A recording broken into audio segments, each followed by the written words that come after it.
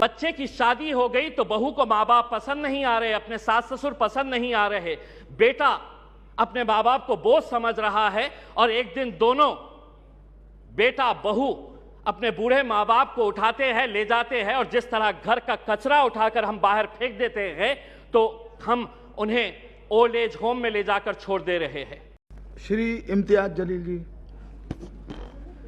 अध्यक्ष महोदय, 14 सितंबर 1984 को जब हमने द फैमिली कोर्ट्स एक्ट बनाया तो उसका मकसद ये था कि हम कंसिलिएशन के ज़रिए, यानी कि हम बातचीत के ज़रिए, समझौता के ज़रिए मामलों को निपटा सके।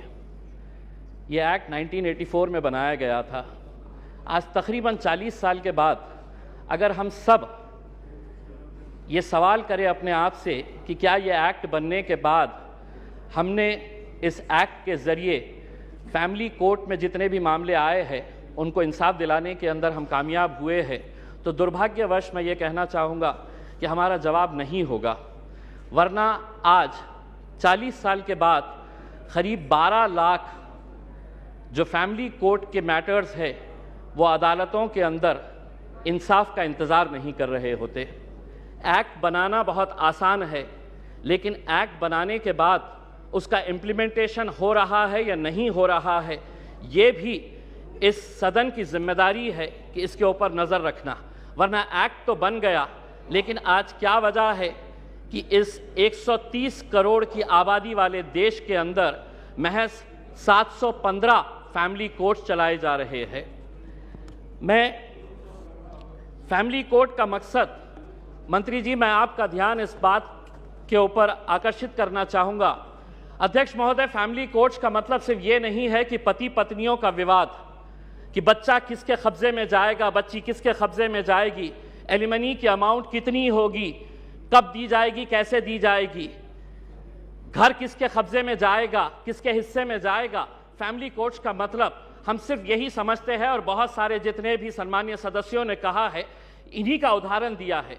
मैं मंत्री जी आपसे हाथ जोड़कर विनती करना चाहूँगा, हम एक ऐसे समाज के अंदर रहते हैं जहाँ एक नई संस्कृति को हम देख रहे हैं कि हमारे बूढ़े माँ बाप जिन्होंने हमें पाल पोस कर बड़ा किया है, जब वो बूढ़े हो जा रहे हैं तो इस देश के अंदर बहुत सारे ओल्ड एज होम्स खोले जा रहे हैं, वृद्ध आश्रम खोले जा रहे हैं। क्या इनके लिए कोई कानून है कि जिन माँ बाप ने अपने बच्चों को पाल पोस कर बड़ा किया है, जब वो बूढ़े हो गए, बच्चे की शादी हो गई तो बहू को माँ बाप पसंद नहीं आ रहे, अपने सास ससुर पसंद नहीं आ रहे, बेटा अपने माँ बाप को बोझ समझ रहा है और एक दिन दोनों बेटा बहू अपने बूढ़े माँ बाप को उठाते हैं, ले जाते हैं और जिस तरह घर का कचरा उठाकर हम बाहर फेंक देते हैं तो हम उन्हें ओल्ड एज होम में ले जाकर छोड़ दे रहे हैं। मैं तमाम सदस्यों से हाथ जोड़कर विनती करना चाहूंगा, मैं भी दिवाली के वक्त औरंगाबाद के मेरे चुनावी क्षेत्र के वो एक ओल्ड एज होम में गया था। मंत्री जी, हैरानी हुई वहां पर देखकर कि एक रिटायर्ड जज वहां पर उस ओल्ड एज होम में है। मुझे यकीन नहीं हुआ जब मैंने उसका नाम सुना कि उसके बेटे, इतना बड़ा घर है, ऐसा नहीं है कि बहुत गरीब है कि आप माँ बाप को पाल नहीं सकते हैं, लेकिन एक रिटायर्ड जज भी उस ओल्ड एज होम में जब हमने देखे तो तब समझ में आया कि ये समाज कहां जा रहा है करके। तो ऐसे लोगों के लिए क्या कानून होना चाहिए फैमिली कोर्ट के जरिए? पति पत्नियों का विवाद तो जो है ये जिंदगी भर चलता रहेगा, इन्हें भी इंसाफ मिलना चाहिए, लेकिन वो बूढ़े माँ बाप कहां जाएंगे? फैमिली कोर्ट के अंदर कुछ ऐसा सेक्शन लाया जाए कि जो बेटा अपने माँ बाप को कूड़ादान समझकर, कचरा समझकर ओल्ड एज होम में डाल रहा है, उसे अखबार के अंदर एक नोटिफिकेशन अपनी तस्वीर के साथ, अपनी फोटोग्राफ के साथ उस अखबार में उसे ये नोटिफिकेशन देना होगा कि मैं अपने माँ बाप को ओल्ड एज होम में डाल रहा हूं। ऐसे बच्चों को समाज के सामने हमें खड़ा करने की जरूरत है। लाइए कानून, वरना वो बूढ़े माँ बाप जो रोकने के अलावा कुछ नहीं कर सकते हैं, क्योंकि कोई कानून नहीं है, उनका कसूर सिर्फ इतना है कि उन्होंने अपने बच्चों को पाला पोसा बड़ा किया। पूना में किसी ओल्ड एज होम के अंदर जाइए, ज्यादातर वो परिवार के बूढ़े माँ बाप मिलेंगे कि जिनके बच्चे इंजीनियर हो गए, इंजीनियर होने के बाद वो यूएस में पैसा कमाने के लिए गए, पैसा कमा रहे हैं, लेकिन माँ बाप के लिए एक कमरे का घर नहीं है तो ओल्ड एज होम में लेकर जाकर छोड़ रहे हैं। ये एक संस्कृति हम डेवलप कर रहे हैं। फैमिली कोर्ट्स के जरिए मैं मंत्री जी आपसे ये अनुरोध करना चाहूंगा कि आप कुछ ऐसा कानून इन लोगों के लिए भी लेकर आइए जो बच्चे अपने माँ बाप को आज यहां पर ले जाकर छोड़ रहे हैं।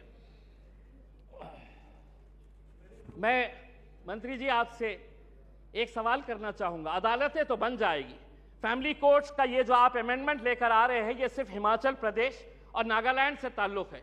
बहुत सारे जितने भी सम्मानीय सदस्य हैं उन्होंने यही कहा है कि justice delayed is justice denied. Nagaland का एक्ट कब बना था? नागालैंड का एक्ट 2008 के अंदर बना है। अगर यहीं पे अगर हम इतना डिले कर रहे हैं कि पुराने फैसले जो विदाउट पार्लियामेंट के पास किए गए हैं, आज अगर इतने सालों के बाद हम ये अमेंडमेंट लेकर आ रहे हैं कि नागालैंड के 2008 के बाद जितने भी जजेस ने फैसले दिए हैं रेट्रोस्पेक्टिव इफेक्ट से हम इसको आज के दिन पास कर रहे हैं, यानी कि गलती अगर हमारे पास से ही हो रही है तो हम उन अदालतों से कैसे इंसाफ की गुहार लगाएंगे? अदालतें एक्ट बनाना बहुत आसान है।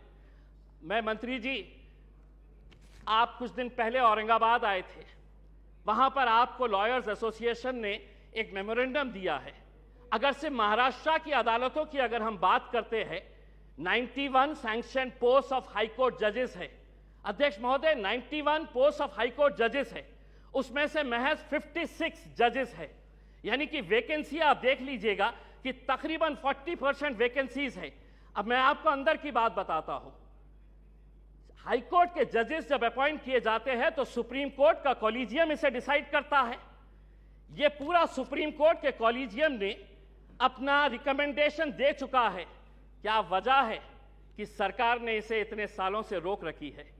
क्यों नहीं आप, अगर ये मानते हैं, सभी लोग कह रहे हैं कि पेंडिंग केसेस है, तो सरकार की क्या मजबूरी है कि हाई कोर्ट के जजेस जब सुप्रीम कोर्ट कॉलेजियम ने रिकमेंडेशन भेज चुका है तो सरकार क्यों रोक रही है? हम भी जानते हैं, विपक्ष अच्छी तरह से जानता है कि क्यों रोका जा रहा है करके, लेकिन आज जब आप जवाब देंगे तो हम उम्मीद करेंगे कि आप इन फैमिली कोर्ट्स के अलावा, क्योंकि आज आप एक्ट तो अपने आंकड़ों के जरिए पास कर लेंगे, लेकिन सिर्फ इमारत बनाने से इंसाफ नहीं मिलेगा। उस इमारत के अंदर उस कुर्सी के ऊपर बैठने वाले, ये सदन कोई मायने नहीं रखता है अगर वो ये स्पीकर की कुर्सी खाली रही तो। वो स्पीकर की कुर्सी जितनी महत्वपूर्ण इस सदन के लिए है, उसी तरह अदालतों के अंदर जजेस की कुर्सी भी बहुत मायने रखती है। लेकिन अगर आप ये मानेंगे कि नहीं, इतने करोड़ केसेस पेंडिंग है, तो कौन उसका निपटारा करेगा? आप ही करेंगे मंत्री जी, आप ही को करना है। और अगर सुप्रीम कोर्ट कॉलेजियम ने अपना महाराष्ट्र के जजेस का रिकमेंड कर चुका है तो सरकार उसे क्यों रोकी है, इसका जवाब भी आपको देने की जरूरत है। आपने एक ट्रिपल तलाक का कानून लेकर आए थे, इसके जरिए ये भी फैमिली कोर्ट का मैटर है। मैं आपसे पूछना चाहूंगा, उस वक्त जब ट्रिपल तलाक का मामला आया था तो बहुत सारे लोगों ने चीख चीख कर कहा था कि हमें मुस्लिम बहनों के साथ इंसाफ करने की जरूरत है। आज वो फैमिलीज भी आपसे पूछना चाहती है, ये एक्ट आपने बनाया आंकड़ों के जरिए, हमारे विरोध होने के बावजूद आपने एक्ट बनाया। अब आपकी जिम्मेदारी है ये बताएं कि एक्ट बनने के बाद कितनी मुस्लिम बहनों को आपने इंसाफ देने का काम किया है। ये उम्मीद करते हैं। धन्यवाद। Thank you.